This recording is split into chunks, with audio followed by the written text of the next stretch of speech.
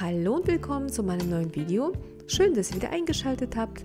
Bei mir gibt es heute einen Käsekuchen ohne Boden mit Mandarinen und den Käsekuchen backe ich in den Gläsern. Die genaue Zutatenliste ist in der Infobox zu finden und wir starten auch sofort. Los geht's! In meiner Schüssel habe ich ein Päckchen Vanillinzucker, 80 Gramm normalen Zucker und eine Prise Salz. Ihr könnt auch etwas weniger Zucker nehmen, wenn ihr wollt. Und statt Vanillinzucker kann man auch sehr gut Vanillezucker nehmen, der ist sogar noch besser. Die Eier trennen, das sind 3 Stück und da hat auch jeder seine eigene Technik für. Wie ich das mache, ist sehr gut im Video zu sehen und das ganze Eiweiß wird dann ganz schnell steif geschlagen.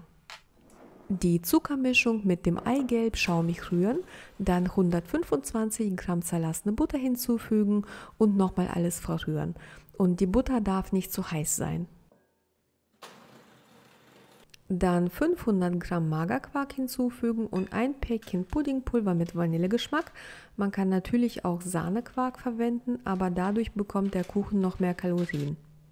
Das Ganze dann gut verrühren, am besten ohne Mixer, mit einem Holzlöffel oder mit einem Teigschaber, so dass keine Klümpchen zu sehen sind, also von dem Vanillepuddingpulver.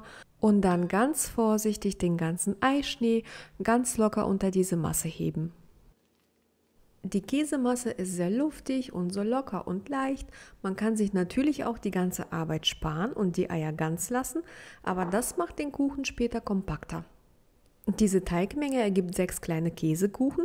Ich habe 6 Marmeladengläser mit etwas Butter eingefettet und die Gläser sind von einem bekannten französischen Marmeladenhersteller und ich finde sie von der Größe her einfach nur perfekt.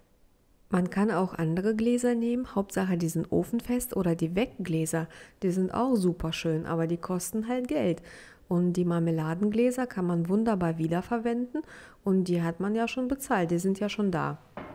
Die Gläser werden mit der Käsemasse bis zur Hälfte gefüllt und dann verteile ich auf der Käsemasse die Mandarinen, das ist eine kleine Dose, natürlich abgetropft, und dann können die Gläser auch schon in den vorgeheizten Backofen bei 170 Grad Ober- und Unterhitze oder 150 Grad Umluft für 30 bis 35 Minuten.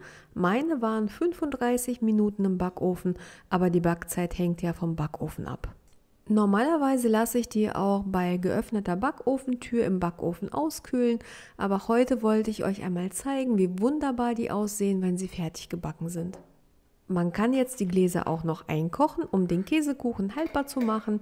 Danke fürs Einschalten, bis zum nächsten Mal. Tschüss!